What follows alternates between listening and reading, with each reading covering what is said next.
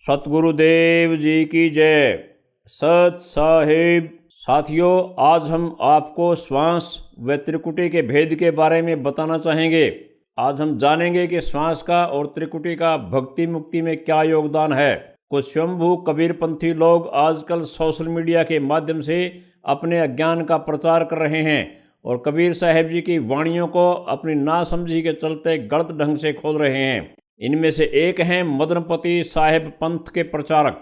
वे कहते हैं कि कबीर साहब ने यह कभी नहीं कहा कि 52 अक्षर में आने वाले किसी भी अक्षर को श्वास के साथ जाप करो।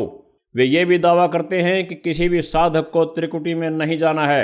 मदनपति पंथ के प्रचारक कहते हैं कि जो तुम्हें यह जाप देता है, मतलब जो तुम्हें 52 अक्षर में आने वाले मंत्र का जाप करने को कहता है, तो समझो वह तुम्हें काल के जाल में फंसा रहा है। उसके बाद अपने अज्ञान की पराकाष्ठा को पार करते हुए कहते हैं कि हम तुम्हें सीधा सार शब्द लिखा देंगे। इस तरह की अज्ञान भरी लच्छेदार और सुरीली बातें करके श्रद्धालुओं को भ्रमित करने का खूब प्रयास कर रहे हैं। आइए अब जानिए कि कबीर साहब जी श्वास और त्रिकुटी के बारे में क्या कहते हैं। कबीर साहब जी ने बताया कि जो साधक बिना नाम के श्वास उश्वास पर ध्यान लगाते थे और श्वास को छोटा करके सुरती को भ्रिकुटी में चढ़ाकर समाधि में चले जाते थे, उस श्वास क्रिया को कबीर साहब जी ने व्रत बताया है। यानी कबीर साहब जी ने हठ योग क्रियाओं को करने से मना किया है। कबीर साहब कहते हैं कि ऐसा करने से तुम्हारी मुक्ति नहीं होगी, क्योंकि 2 अक्षर मतलब सतनाम के बिना आपकी दिव्य दृष्टि नहीं खुलेगी और दिव्य दृष्टि खुले बिना परमात्मा का साक्षात्कार नहीं होगा और ना ही मुक्ति होगी। परंतु मदनपति पंथ वाले अज्ञानतावश कबीर साहब की वाणी का गलत मतलब निकालकर श्रद्धालुओं को भ्रमित करना चाहते हैं। वे कहते हैं कि श्वास का सिमरण नहीं करना, त्रिकुटी में नहीं जाना है, जबकि कबीर साहब जी ने साफ कहा है कि सतगुरु से नाम लेकर सहज योग से श्वास मन सुरती को नाम के साथ जोड़कर सिमरण करना है। इस विधि से जाप करने से त्रिकुटी स्वतः खुल जाएगी। कबीर साहब ने बताया है कि श्वास सिमरण का भक्ति मुक्ति में अहम योगदान है। यदि श्वास को 2 अक्षर वाले ओम सोहम का सिमरण श्वास के साथ मिलाकर करोगे तो यह सतनाम अर्थात ये 2 अक्षर वाला जाप अपना विशेष काम करेगा जो उसे करना चाहिए। यदि हम उसको मौखिक जाप से करेंगे तो वह काम नहीं करेगा। उदाहरण के लिए, जैसे बंदूक व उसकी गोली को अलग अलग प्रयोग करेंगे तो वह अपना सही से काम नहीं करेगी। यदि गोली को हाथ से फेंक कर मारेंगे तो पत्थर की तरह काम करेगी।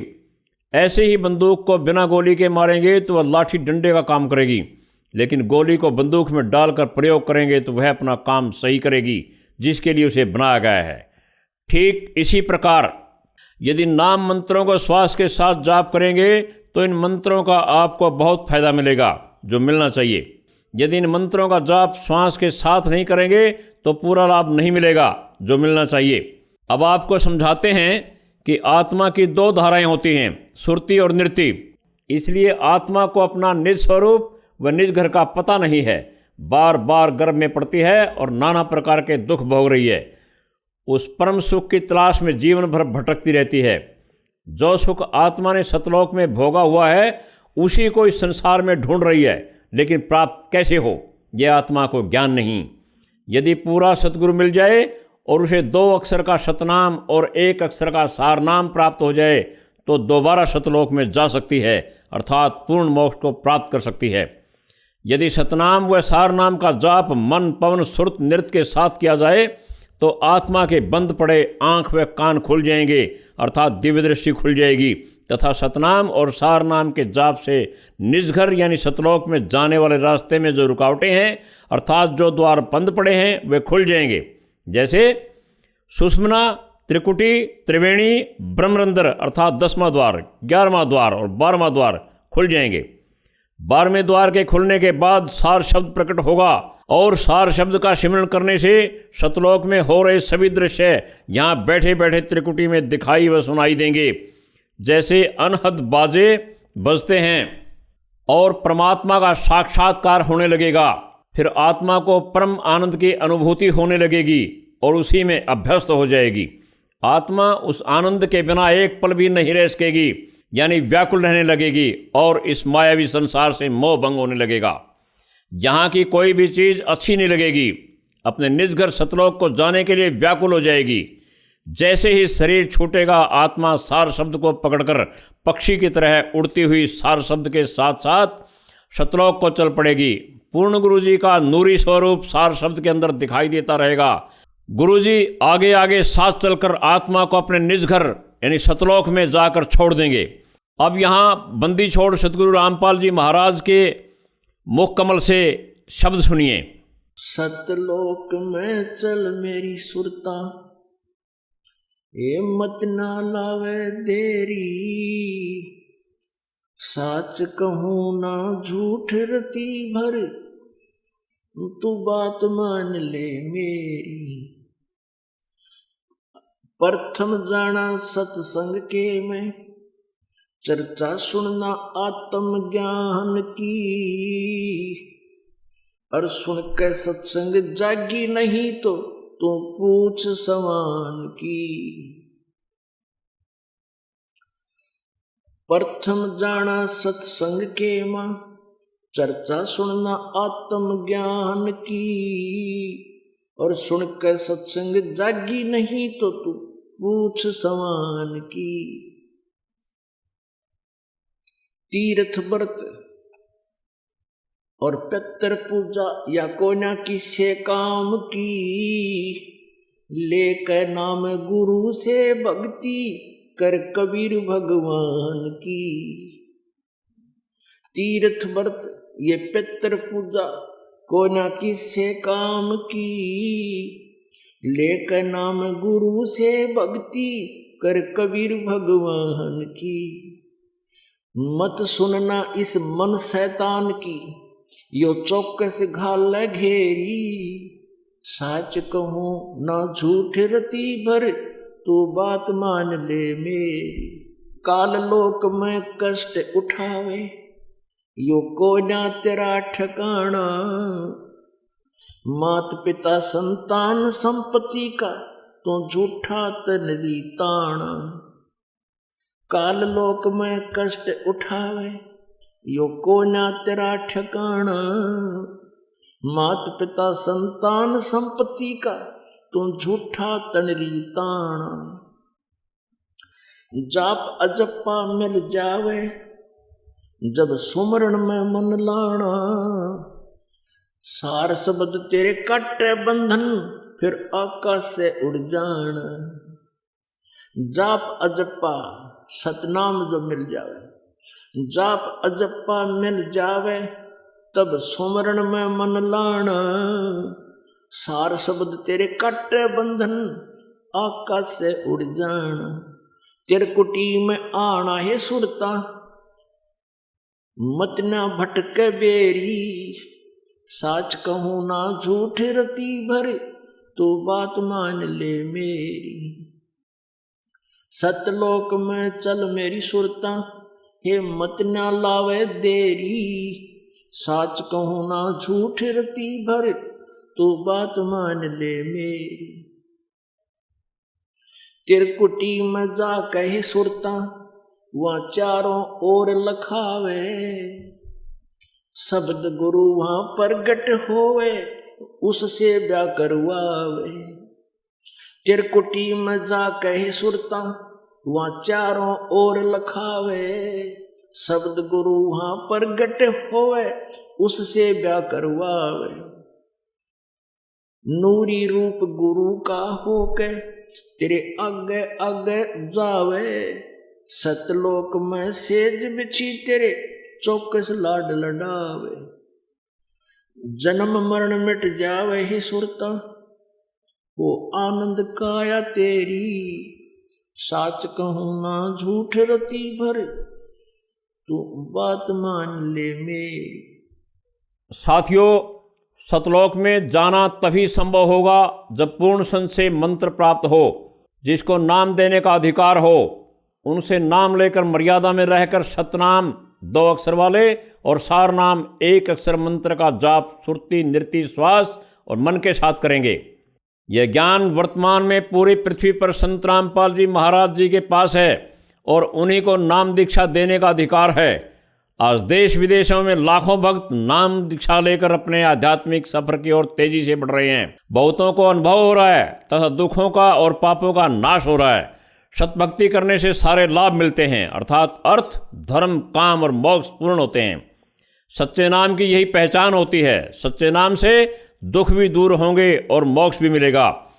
जो यह कहते हैं कि दुख तो भोगना ही पड़ेगा लेकिन तुम्हारा मोक्ष करा देंगे, वे आपको गुमराह कर रहे हैं। उनके पास सच्चा भक्ति मार्ग नहीं है। उनके लिए कबीर साहब कहते हैं, सर्प की बम्बी हाथ फंसावा, बिच्छू मंत्र जान नहीं पावा। इस वाणी का भावार्थ है, बिच्छू काटने की दवा का ज्ञान नहीं, सर्प के बिल यानी सुराग में हाथ डालते हैं जिनके काटने मात्र से मौत हो जाती है, अर्थात दुख दूर करने वाले नाम मंत्रों का ज्ञान नहीं है, मोक्ष करवाने का ठेका लेते हैं। सच्चे और झूठे गुरु की यही पहचान होती है। सच्चे गुरु के दिए नाम से दुख भी दूर होंगे, सुख भी मिलेगा और पूर्ण मोक्ष भी होगा। अब आपको प्रमाणित करके बताते हैं कि कबीर साहब जी ने श्वास और त्रिकुटी का कितना महत्व बताया है। कृपया ध्यान से सुनिए। संध्या आरती करो विचारी, काल दूत जम रहे जखमारी। लाग्या सुस्मर कूची तारा, अनहद शब्द उठे झनकारा। उन्मुनि संयम अगम घर जाई, अक्षय कमल में रहा समाई। त्रिकुटी संजम कर ले दर्शन, देखत निरखत मन होए प्रसन्न। प्रेम मगन होए आरती गावें, कहें कबीर भोजल बहुर न आवें। सदग्रंथ साहिब से ये वाणियाँ ली गई हैं। तीनों गुणते न्यारा खेले, मनुआ सत्य सुमरण में मेले। श्वासा सुरती एक डोरी लावे, अजर अमर होई हंस मिलावे। मन पवना लय सुस्मनी राखे, सोहम हंस अमीरस चाखे। तैवा अनहद होई झनकारा, बिंदीपक मंदिर उजियारा। अनहद सुने अकह गुप्त गावे, मनचित गही गही सुरती लगावे। तहवा रैन दिवस नहीं होई, पुरुष पुरुष सौ सुरती समोई। ऐसी रहनी हंस रहावे, बहुरन योनि संकट आवे। कबीर सागर उग्र गीता पृष्ठ 68। उल्ट पवन जब आवे, त्रिकुटी भेंट जो होए। गुरु की दया प्रकट हो, संपुट उघरे सोए। अनहद बाजे त्रिकुटी ताला, ताते भक्ति जो होए रिसाला। कबीर सागर ज्ञान सागर पृष्ठ 90। इन वाणियों में कबीर साहब जी हमें समझाना चाहते हैं कि जब हम प्रेम मगन होकर अपनी सुरती को सुषुम्ना नाड़ी में स्थिर करके उन्मुनी अवस्था से नाम को मन श्वास व सुरती के साथ अजपा जाप करेंगे, जाप की ज़्यादा कमाई के प्रताप से जो सतलोक में अक्षय कमल में परमात्मा विराजमान हैं, उस परमात्मा के आपको त्रिकुटी में दर्शन होंगे तथा वहाँ पर हो रहे सभी दृश्य भी आपको यहाँ बैठे बैठे त्रिकुटी में दिखाई देंगे। जैसे सतलोक में मनोरंजन के लिए अनेक प्रकार के बाजे अखंड बजते रहते हैं, वहाँ पर हंस आत्माओं के रहने के लिए बहुत सुंदर मंदिर महल यानी घर हैं जिनमें सदा उजाला रहता है, अंधेरा कभी होता ही नहीं है, जिनको देखकर आपका मन बहुत प्रसन्न होगा और आपका आवागमन सदा के लिए समाप्त हो जाएगा। इस अवस्था की प्राप्ति को कबीर साहब जी कहते हैं, दुनिया कहती कागज की लेखी, हम कहते आँखिन देखी। कई भक्तात्माओं को यह उपलब्धि हो चुकी है जो अक्सर अपना अनुभव भक्तों से साझा करते हैं, लेकिन कुछ अज्ञानी लोग कहते हैं श्वास का सिमरन नहीं करना है। उनका कहना है कि जब तुम्हारी मृत्यु हो जाएगी तो तुम्हारा श्वास यहीं रह जाएगा, केवल सूक्ष्म शरीर साथ चलेगा, तो श्वास सिमरन क्या काम आया। ये उनकी अज्ञानता है। वे ऐसा इसलिए कहते हैं कि उनका श्वास जो नाम के साथ जोड़कर अजपा जाप किया जाता है उसका ज्ञान नहीं है। हमने सुरती नृति मन व श्वास को नाम के साथ जोड़कर जीते जी नाम की कमाई कर लेनी है।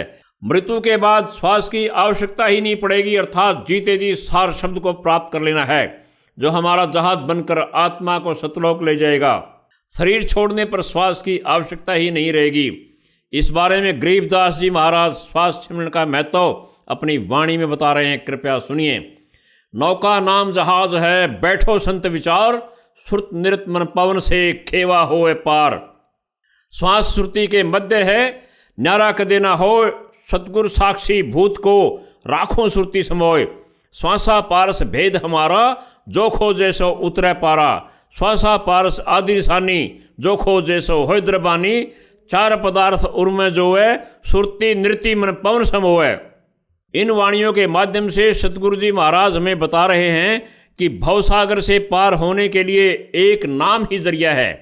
उसे नौका कहो चाहे जहाज कहो, यदि उस नाम का सुरती नृत्य मन व श्वास के द्वारा जाप करेंगे तो वो नाम हमें पार करेगा। कबीर साहिब जी अपनी वाणी में श्वास के साथ सतनाम यानी 2 अक्षर का जाप अजप्पा विधि से करने को कहते हैं। कबीर सागर श्वास गुंजार के पृष्ठ 93 पर कबीर साहिब जी ने अपनी वाणी में कहा है, श्वासा सार कहे गुंजारा, जाप जपे सतनाम प्यारा, अजपा जप जपे सुखदाई, आवन जाए रह ठहराई। कबीर सागर श्वास गुंजार पृष्ठ 93। इसी प्रकार गरीबदास जी महाराज ने अपनी वाणी में त्रिकुटी के बारे में बताते हुए कहा है, सोहम जाप अजाप थरपो, त्रिकुटी संयम धुन लगे, मान सरोवर नहन हंसा, गंग सहस्र मुखजित बगे। त्रिकुटी कमल परमहंस पूर्ण, सतगुरु समर्थ आप हैं, मन पवन समसिंध मेलो, सुरत नृत्य का जाप है। त्रिकुटी कमल 2 दल वर्णो, परमहंस परवाना, सुन सतगुरु का धाम बताऊं, मिट जाए आना जाना। गरीबदास जी महाराज बताते हैं कि नाम को सुरती मन पवन के साथ जपना है, जिसके द्वारा आपकी त्रिकुटी त्रिवेणी खुलेगी और परमात्मा का दर्शन होगा। इसी प्रकार गुरु नानक देव जी भी अपनी वाणी में त्रिकुटी व श्वास सिमरण के बारे में प्राण संगली के भाग 2 के पृष्ठ 148 और 157 पर वाणी में कहते हैं, अनहद बाजे रण झनकार, त्रिकुटी फूटी मुक्त द्वार, मन पवन को राखे बंद, लेहे त्रिकुटी त्रिवेणी संध।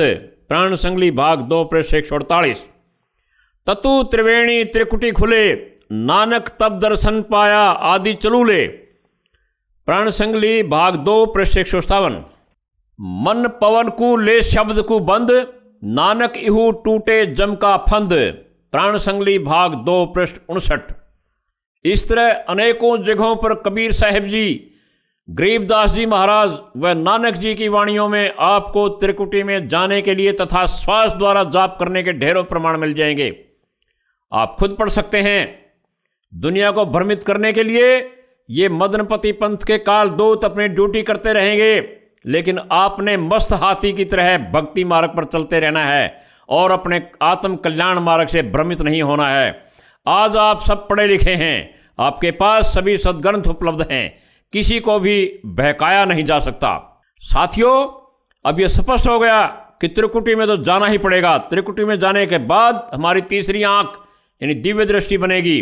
त्रिकुटी एक तरह का इंटरनेशनल एयरपोर्ट है। वहाँ पर तो सब साधकों को आना ही पड़ता है, चाहे हठ योग से आए या सहज योग से आए। त्रिकुटी से मुक्ति का सफर शुरू होता है।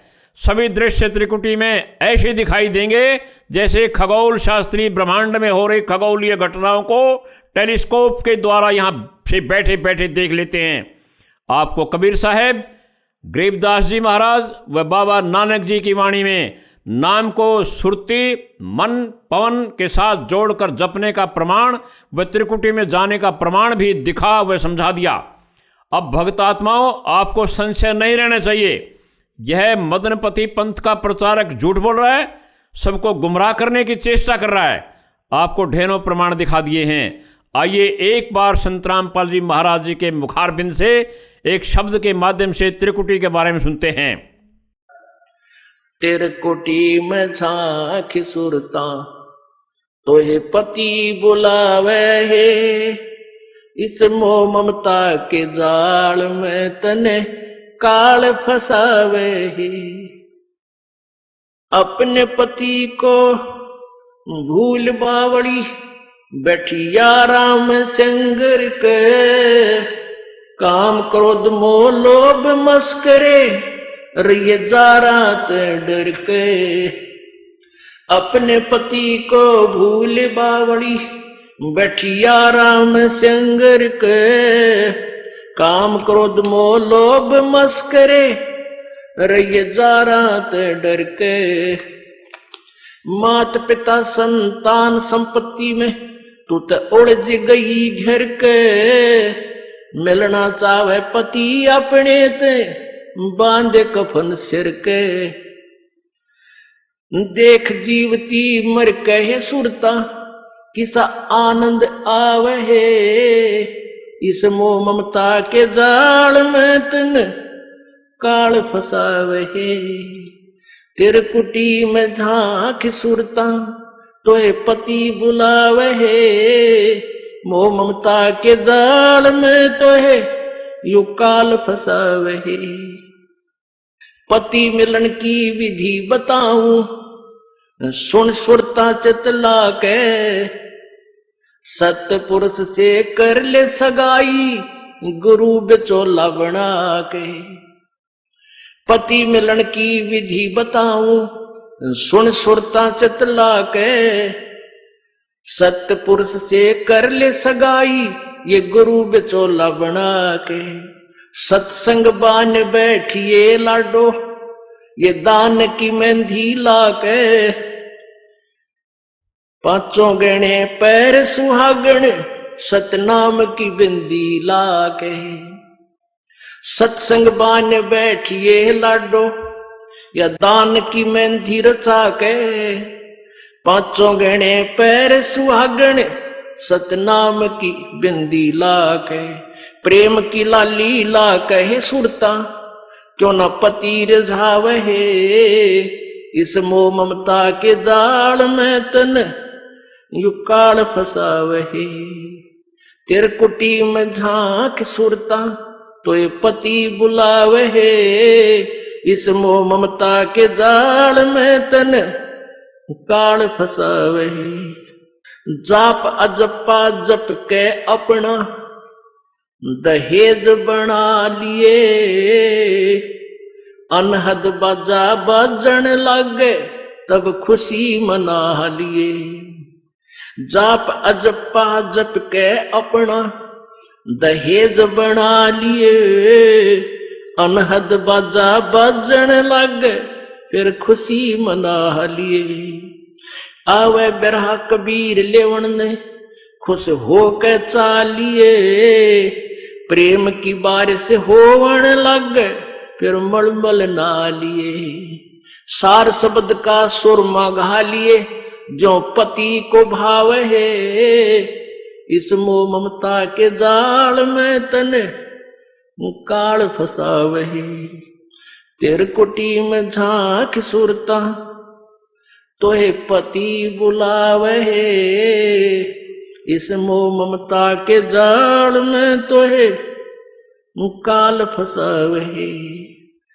आधीनी की मांग भरा के तू चलिए नाड़े झुका के, संत समागम बरात तेरी तन ले जावेगा ब्याह के।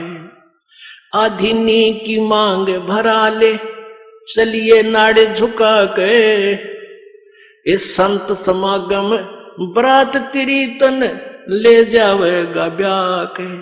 सुरत नृत है डोली तेरी, बैठ सुन शिखर में जाके, ये मकर तार का खेल कांगना अल्लल ध्यान जचा के। सुरत नृत है डोली तेरी, बैठ सुन शिखर में जाके, मकर तार का खेल कांगना अल्लल ध्यान जचा के।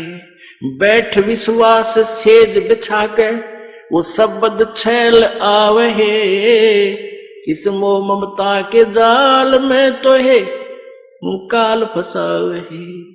तिरकुटी में झांक सुरता तो ये पति बुलावहे, इस मोह ममता के जाल में तो है काल फसावहे। दिव्य दृष्टि से देख लिए तू अपने पति का सेरा, सुन शिखर में एक श्वेत महल है, जहां तेरे पति का डेरा। दिव्य दृष्टि से देख लिए तू अपने पति का सेरा, सुन शिखर में श्वेत महल है, वहां तेरे पति का डेरा। इन त्रिलोकी यारों को भूल बावड़ी, इच्छा बीज भस्म हो तेरा। राम दुहाई साच कहत हूँ, सतगुरु करावे फेरा। इन त्रिलोकी यारों को भूल बावड़ी, इच्छा बीज भस्म हो तेरा। राम दुहाई सच कहत हूँ सतगुरु करावे फेरा। रामपाल सतगुरु का चेहरा, रामपाल हो सतगुरु का चेहरा।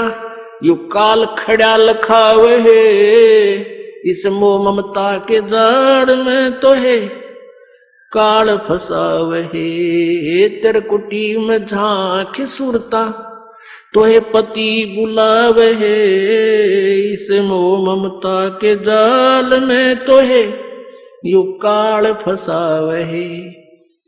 अब हमें इस मदनपति पंथ के प्रचारक को बार बार कालदूत कहने की आवश्यकता नहीं रहेगी, क्योंकि यह निर्णय स्वयं ही करें, यह कालदूत है या दयाल दूत। साथियों, यह ज्ञान संत रामपाल जी महाराज अपने प्रवचनों तथा अपनी पुस्तकों के माध्यम से आपको बताते हैं। कृपया अधिक जानकारी के लिए अधिक से अधिक इनके सत्संग सुने और पुस्तकें पढ़ें, ताकि आपको पूर्ण ज्ञान हो जाए और फिर कभी आप भ्रमित न हों। अगली वीडियो में मदनपति पंथ तथा उनके प्रचारक की झूठ का पर्दाफाश करेंगे। कृपया देखते रहिए। सत साहिब।